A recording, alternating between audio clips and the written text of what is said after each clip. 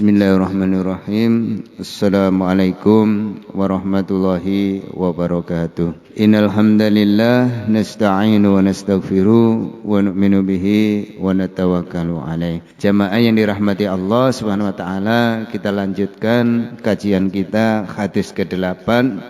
Kemarin Rasulullah menerangkan bahwasanya meninggalkan telat salat hukumannya adalah neraka. Satu khufuf adalah 80 tahun dari Sayyidina Abu Hurairah radhiyallahu an, setara dengan 1000 tahun. Maka di sini diriwayatkan dari Sayyidina Abdullah bin Mas'ud radhiyallahu an dengan sanad yang sahih bahwa satu khufuf adalah 80 tahun dari Sayyidina Abu Hurairah radhiyallahu an.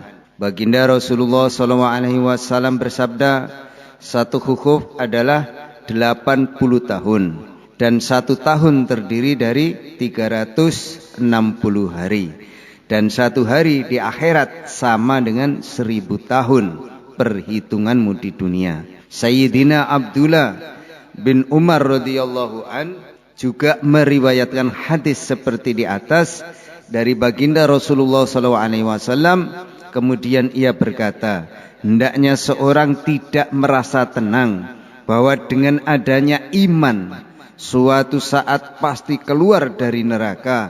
Memang setelah dibakar 28.800.000 tahun ia akan keluar, dengan catatan tidak ada hal lain yang membuatnya tinggal lebih lama di neraka. Ada satu riwayat tentang satu khufuf yang mengatakan kurang dari 80 tahun. Ada yang mengatakan lebih, akan tetapi perhitungan di atas terdapat di dalam banyak hadis, maka perhitungan itu yang paling diterima.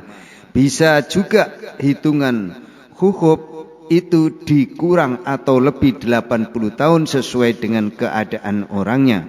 Dalam kitab Qurratul Uyun, Sayyidina Abu Lais Asmarahani rahimakumullah menyebutkan sebuah hadis baginda Nabi Muhammad SAW, barang siapa sengaja meninggalkan sholat fardu meskipun hanya satu sholat, maka akan tertulis namanya di pintu neraka dan ia harus memasukinya. Dari Sayyidina Ibnu Abbas radhiyallahu an, baginda Nabi Muhammad sallallahu alaihi wasallam bersabda, ucapkanlah ya Allah, janganlah engkau celakakan salah seorang di antara kami. Lalu beliau bertanya, tahukah kamu siapakah orang yang celaka itu? Para sahabat radhiyallahu an menjawab, engkau lebih tahu ya Rasulullah. Beliau bersabda, orang yang celaka adalah orang yang meninggalkan sholatnya, dia tidak memiliki bagian apapun di dalam Islam.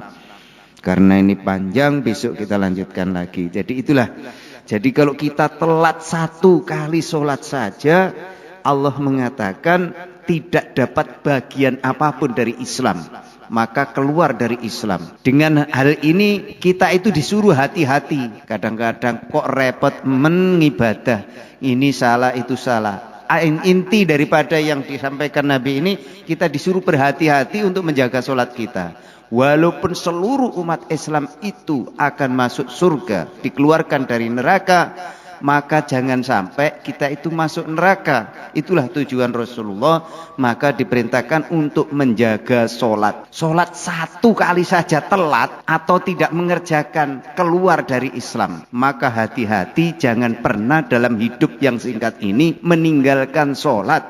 Apapun kesibukan kita, kalau tidak bidah berjamaah, yang penting kita sholat. Jangan pernah tidak sholat. Dalam hal satu hari satu malam lewat waktu itu, kalau kita sampai ketinggalan satu saja dengan sengaja, maka tidak ada bagian daripada pahala dari umat Islam. Itulah jamaah yang dirahmati Allah, kita diperintahkan untuk hati-hati, jangan pernah telat sholat, apalagi meninggalkan sholat. Ini hadis ke-8, bagian yang kedua. Nanti yang ketiga kita lanjutkan lagi karena ceritanya panjang.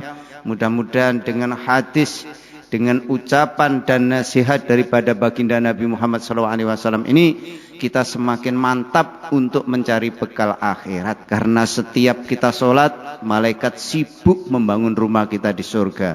Setelah sholat kita berzikir kepada Allah, malaikat juga sibuk membangun surga.